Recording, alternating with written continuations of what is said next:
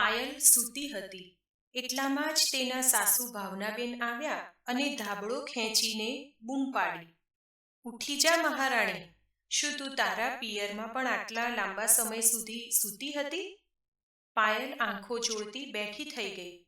રાત્રે તેને તાવ આવ્યો હતો, તેથી તે મોડી રાત સુધી જાગતી રહી, એટલે જ તેને ઉઠવામાં મોડું થયું હતું. તે ગભરાઈને બેઠી થઈ ગઈ તો તેની સાસુએ કહ્યું, "જો વહુ, કામવાળીનો ફોન આવ્યો હતો, તે આજે નહીં આવે, તો રાતના વાસણો પડ્યા છે, તું જા અને જલ્દીથી ધોઈ નાખ." બરાબર એ જ ક્ષણે પાયલને જોરથી છીંક આવી અને તે રૂમાલથી નાક સાફ કરવા લાગી. તો સાસુ મોં બગાડીને રૂમમાંથી બહાર નીકળી ગયા. પાયલને શરદી થઈ ગઈ હતી. તે ધીમે ધીમે રસોડામાં ગઈ અને પાણી ગરમ કરવા મૂક્યું. એટલામાં તેના સાસુ રસોડામાં આવ્યા અને બોલ્યા, "શું તે હજી વાસણ ધોવાનું શરૂ નથી કર્યું?" ત્યારે પાયલે કહ્યું, "માજી, પાણી બહુ ઠંડુ છે અને મને બહુ શરદી થઈ ગઈ છે, એટલે હું પણ પાણી ગરમ કરી રહી છું. પછી હું વાસણ ધોઈશ." તો તેના સાસુએ ગુસ્સામાં કહ્યું, "વહુ, તું ગરીબ પરિવારમાંથી આવે છે, તને તો ઠંડા પાણીથી વાસણ ધોવાની આદત હશે, તો ચૂપચાપ ઠંડા પાણીથી વાસણ ધોઈ નાખ." ત્યારે પાયલે વિરોધ કરતા કહ્યું, "મમ્મીજી, મારા પિયરમાં નાનો પરિવાર હતો, એટલે બહુ કામ નહોતું અને ત્યાં પણ ખૂબ ઠંડી પડતી હતી, તો હું ગરમ પાણીથી વાસણ ધોતી. એટલા માટે હું બસ ગરમ પાણીથી જ વાસણો ધોઈશ." એટલે ભાવનાબેને ગણગણાટ શરૂ કરી દીધો કે મહારાણીના સાસરિયામાં આવ્યા પછી નખરા જ વધી ગયા છે. તેઓ બીજું કંઈ બોલે તે પહેલા તેમના પતિ અને દીકરો હોલમાં આવ્યા, એટલે તેઓ તેમની સામે કંઈ બોલ્યા નહીં અને ચૂપ રહી ગયા. તેઓ બહાર આવ્યા અને કહ્યું, "અરે, તમે ફરીને પાછા આવી ગયા? વહુ, જરા પીવા માટે ગરમ પાણી લઈ આવતો." આ લોકો ફરીને પાછા આવી ગયા છે. થોડા સમય પછી પાયલ તેમના માટે પાણી લઈ આવી. વાસણો ધોયા પછી તેને નાસ્તો બનાવવાનું ચાલુ કર્યું. એટલામાં જ પાયલનો પતિ વિશાલ રસોડામાં આવ્યો અને કહેવા લાગ્યો, "આજે નોકરાણી નહોતી આવી, ખરું ને? તો હું પણ તને મદદ કરીશ." એટલામાં જ ભાવનાબેન રસોડામાં આવ્યા અને તેમના દીકરાને કહેવા લાગ્યા, "દીકરા, ઓફિસ જવા માટે તૈયાર થઈ જા, હું છું ને, હું વહુને મદદ કરીશ." આટલું કહીને તેઓ ફ્રીજમાંથી શાકભાજી કાઢવા લાગ્યા, એટલે વિશાલ ત્યાંથી ચાલ્યો ગયો. ત્યારબાદ ભાવનાબેન એક ખુરશી લઈને ત્યાં બેઠા અને તેમની વહુને કહેવા લાગ્યા, "જલ્દી જલ્દી હાથ ચલાવો, નહીતર આ લોકોને મોડું થઈ જશે." પાયલ ચોંકી ગઈ અને વિચારવા લાગી કે વિશાલ મને મદદ કરવા જ આવ્યા હતા, તો મમ્મીએ તેમને એમ કહીને મોકલી દીધા કે હું વહુને મદદ કરીશ અને હવે તેઓ આરામથી બેઠા છે. પણ તે કંઈ જ ના બોલી અને ચૂપચાપ જલ્દી જલ્દી નાસ્તો બનાવવા લાગી. જ્યારે સસરા અને પતિ નાસ્તો કરવા બેઠા ત્યારે પાયલના સાસુ પોતે તેમને ખવડાવવા માટે પરાઠા લઈને આવતા હતા અને કહેતા હતા કે આજે નાસ્તો બનાવીને મારી કમર તૂટી ગઈ. તેઓ જુઠ્ઠું બોલી રહ્યા હતા, પણ પાયલને આ વાતની ખબર જ ન હતી. તે દિવસે જ્યારે બપોરનું જમવાનું તૈયાર થઈ રહ્યું હતું, તો સાસુ રસોડામાં આવ્યા અને કહેવા લાગ્યા કે આજે મારે મારું મનપસંદ શાક બનાવવું છે. તું શાકભાજી કાપી નાખ, હું ગ્રેવી બનાવીશ. ત્યારે પાયલે ખુશીથી કહ્યું, "વાહ મમ્મીજી, આજે એક અલગ જ સ્વાદનું શાક ખાવા મળશે." બપોરના જમવાના સમયે જ્યારે તેઓ જમવા બેઠા તો પાયલે શાકના વખાણ કરવા માંડ્યા અને કહ્યું, "મમ્મીજી, તમે ખૂબ જ સ્વાદિષ્ટ શાક બનાવ્યું છે." ત્યારે સાસુએ ઘમંડથી કહ્યું, "કાજુની ગ્રેવી બનાવી છે. આમ પણ તને શું ખબર કે વેજીટેબલ ગ્રેવીમાં કાજુ પણ ઉમેરવામાં આવે છે? તારા પિયરમાં તો કાજુ ક્યાંથી આવતા હશે?" સાસુની વાત સાંભળીને પાયલનો ચહેરો ઉતરી ગયો. તેની સાસુ દરેક બાબતમાં તેની ગરીબીની મજાક ઉડાવવાનું ક્યારેય ભૂલતા ન હતા અને પાયલને આ વાતનું ખૂબ જ ખરાબ લાગતું હતું. તેને તકલીફ બસ એટલી હતી કે તેના સાસુ પોતે આ સંબંધ લઈને આવ્યા હતા અને હવે દરેક વાતમાં તેઓ તેને તેના માતા પિતાના ઘરની આર્થિક સ્થિતિ વિશે કંઈક ને કંઈક કહેતા રહેતા. એક દિવસ રાત્રિ ભોજન પછી બધા કહેવા લાગ્યા કે આજે બદામનું દૂધ બનાવો. તો પાયલ રસોડામાં ગઈ અને બદામનું દૂધ બનાવવા લાગી. એટલામાં જ તો તેના સાસુ પાછળથી રસોડામાં આવ્યા અને કહેવા લાગ્યા, વહુ, આ બદામનું દૂધ ફક્ત અમારા પરિવાર માટે છે, તારા માટે નથી. તારા પિયરના ઘરે તે બદામ જોઈ પણ નહીં હોય. ત્યારે પાયલે થોડી ચીડચીડાઈને કહ્યું કે મમ્મીજી, મને બદામનું દૂધ બિલકુલ પસંદ નથી. હું મારા માટે નહોતી બનાવી રહી. તો તેની સાસુએ મોઢું બગાડતા કહ્યું, પસંદ નથી તો એવી રીતે કહે છે જાણે ઘરમાં બદામના ઝાડ હોય.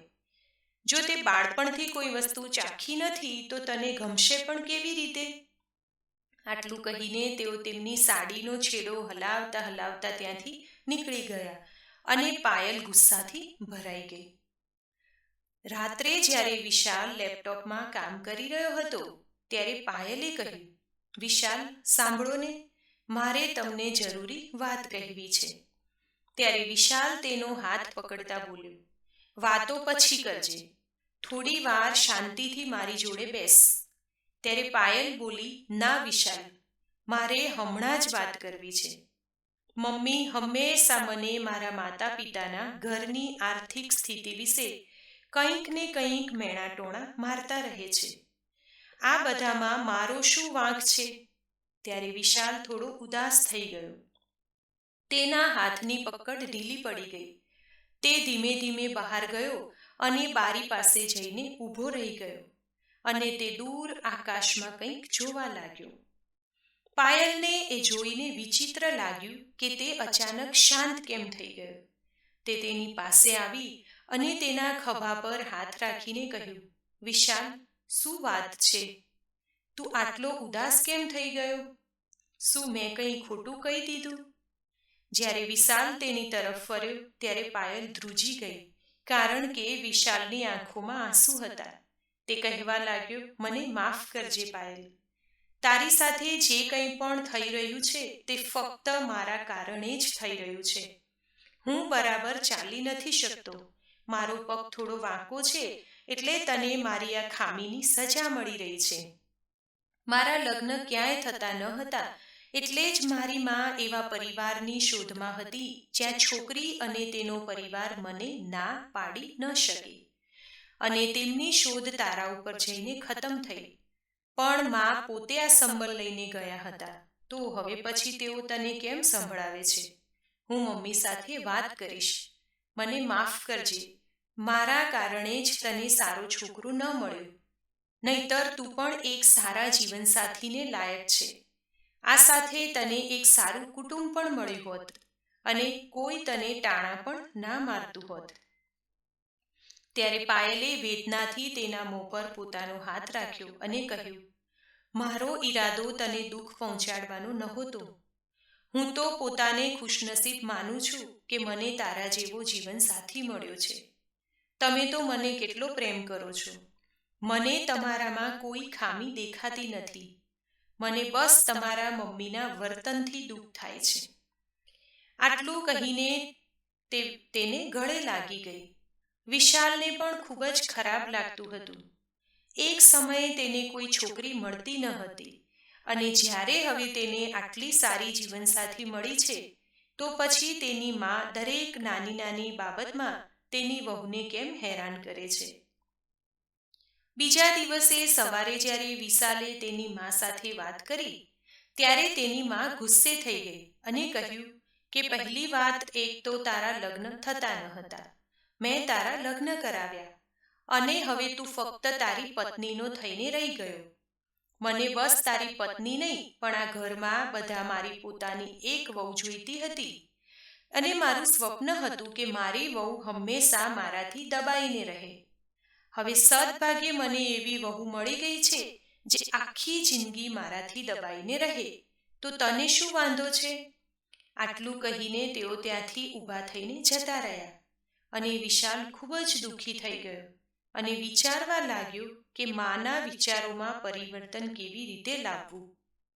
અહીં રસોડામાં કામ કરતી પાયલે પણ બધું સાંભળ્યું અને તેણે પણ નક્કી કર્યું હતું કે હવે તેની સાસુને પાઠ ભણાવવું જ પડશે. હું ગરીબ પરિવારની છું એનો મતલબ એ નથી કે મારી સાસુ આખી જિંદગી મને દબાવીને રાખે. બીજા અઠવાડિયે સાસુજીનો જન્મદિવસ હતો. તે દિવસે સવારથી જ ઘરમાં તૈયારીઓ ચાલી રહી હતી. ભાવનાબેને ખૂબ મોટી પાર્ટીનું આયોજન કર્યું હતું. સવારથી જ તેમને તેમની વહુને ઘરના કામમાં વ્યસ્ત રાખી હતી. સાંજ સુધીમાં બધી તૈયારીઓ થઈ ગઈ. રસોઈયા બહારથી આવ્યા હતા અને જમવાનું બનાવી રહ્યા હતા. ત્યારે ભાવનાબેને કહ્યું, વહુ, સરસ સાડી પહેરીને તૈયાર થઈને આવી જા. જો તને કંઈ જોઈતું હોય તો મને કહી દેજે.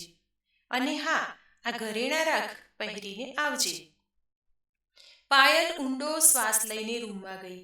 તેની સાસુએ તેના ઘણા ઘરેણાં પોતાની પાસે રાખ્યા હતા અને ક્યારેય તેને પહેરવા આપતી ન હતી.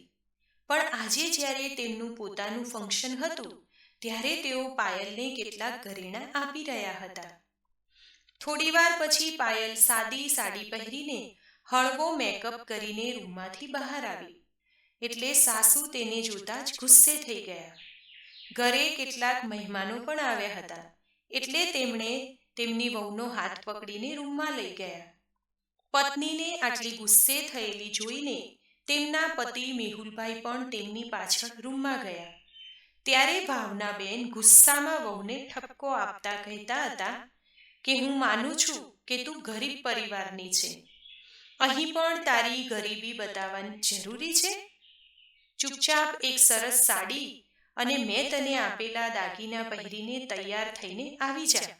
નહીતર લોકો શું કહેશે કે અમે ગરીબ પરિવારમાંથી વહુ લાવ્યા છીએ. આજે પાયલ ચૂપ ન રહી શકી અને બોલી ઉઠી, મમ્મીજી, હું સ્વીકાર કરું છું કે હું ગરીબ પરિવારની છું અને હું તમને એ પણ કહેવા માંગુ છું કે આજે પણ હું ગરીબ છું. હા મમ્મીજી, એ વાત સાચી છે કે લગ્ન કર્યા પછી આટલા મોટા પરિવારની વહુ બન્યા પછી પણ હું ગરીબ જ છું. કારણ કે તમે મારી દરેક વાતમાં મારા પિયરની ગરીબી વિશે મજાક ઉડાવો છો, મને મેણા ટોણા મારો છો, મારા ખાવા પીવા પર નજર પણ રાખો છો. શું આ બધું સારું કહેવાય? મેં તમને ગરીબ પરિવારની છોકરીને તમારા ઘરની વહુ બનાવવાનું નહોતું કહ્યું. તમે સામેથી જ સંબંધની વાત લઈને આવ્યા હતા અને અમારા લગ્ન થયા. તો પછી આજે તમે મને કેમ આ બધું કહી રહ્યા છો? લોકોને પણ જોવા દો કે હું ગરીબ પરિવારમાંથી આવું છું. તમે મારા ઘરેણાં પણ લઈ લીધા છે અને મને ક્યારેય પાછા નથી આપ્યા. અને તમે હંમેશા મને કહો છો કે હું મારા ઘરેણાં સંભાળી શકતી નથી કારણ કે મેં મારા જીવનમાં ક્યારેય આટલા બધા દાગીના જોયા નથી. તો તમારે આ દાગીના તમારી પાસે રાખવા જોઈએ. કદાચ આજે પણ હું આ ઘરેણાં સંભાળી નહીં શકું. આટલું કહીને તે રડવા લાગી. ભાવનાબેન તેને વધુ ઠપકો આપે તે પહેલા જ મેહુલભાઈએ પાછળથી પૂછ્યું, શું ચાલી રહ્યું છે? તું તારી વહુને તેના માતા પિતાના ઘરની આર્થિક સ્થિતિ વિશે ઘણી વાતો સંભળાવે છે અને અમને કંઈ જ ખબર પણ નથી. ભાવનાબેન પોતાના પતિને પાછળ ઊભેલા જોઈને દંગ રહી ગયા. ત્યારે મેહુલભાઈએ ગુસ્સામાં કહ્યું કે બધા ઘરેણાં તરત જ વહુને પાછા આપી દે અને વહુ બેટા, તું સારી રીતે તૈયાર થઈને બહાર આવ.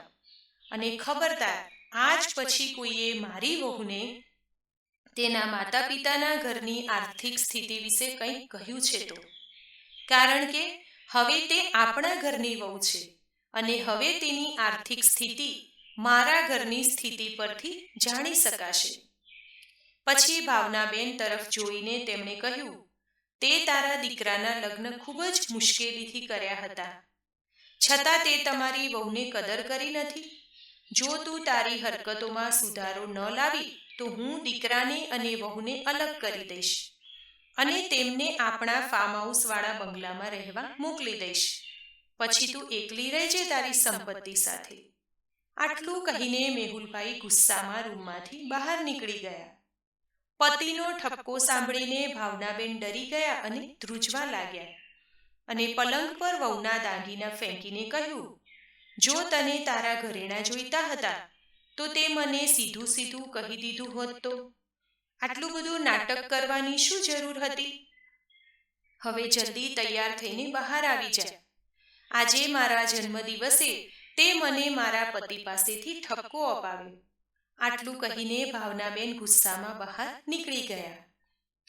પછી પાયલ પણ સંતોષકારક મનથી તૈયાર થઈ ગઈ. બાકીના ઘરેણાં તેણે પોતાના કબાટમાં રાખ્યા. તે આજે બહુ ખુશ હતી.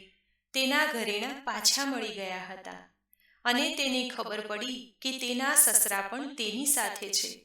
જ્યારે તે બહાર આવી ત્યારે બધા તેની સુંદરતાના વખાણ કરી રહ્યા હતા. આજે તેના સાસુ પણ તેને મેણાટોણા મારતા ન હતા. તે દિવસ પછી સાસુનું મોઢું ઘણા દિવસો સુધી ફૂલેલું રહ્યું. પરંતુ એક વાત ચોક્કસ બદલાઈ ગઈ હતી. હવે તેના સાસુ તેને તેના માતા પિતાના ઘરની ગરીબ સ્થિતિ વિશે કંઈ કહેતા નહોતા, કારણ કે તેઓ સમજી ગયા હતા કે જો તે આ મુદ્દાને વધારે મોટો કરશે તો તેમના પતિ મેહુલભાઈ ગુસ્સે થશે અને દીકરા અને વહુને અલગ કરી દેશે. પછી ભાવનાબેનને આ ઘરમાં એકલા રહેવું પડશે. પાયલને પણ હવે રાહત થઈ ગઈ, કારણ કે કોઈ પણ નાની નાની વાત પર તેના માતા પિતાના ઘરની મજાક હવે તેના સાસુ ઉડાવતા નહોતા. તો મિત્રો, આ હતી આજની વાર્તા.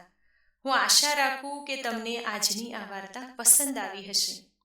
આપણા સમાજમાં પણ આજે ઘણી દીકરીઓ આવા પ્રોબ્લેમ્સમાંથી પસાર થઈ રહી છે. તો આજનો આ વિડીયો જોઈને ઘણા લોકો પોતાની જિંદગીમાં પરિવર્તન લાવશે એવી હું આશા રાખું. જો આજનો આ વિડીયો પસંદ આવ્યો હોય તો વિડીયોને લાઈક કરજો, વધારેમાં વધારે લોકો સાથે શેર કરજો. ચેનલને પહેલી જ વખત જોઈ રહ્યા હોય તો સબસ્ક્રાઇબ કરી લેજો, જેથી નવા આવનારા તમામ વિડીયો આપને મળતા રહે. ધન્યવાદ. સર્વેને મારા જય શ્રી કૃષ્ણ.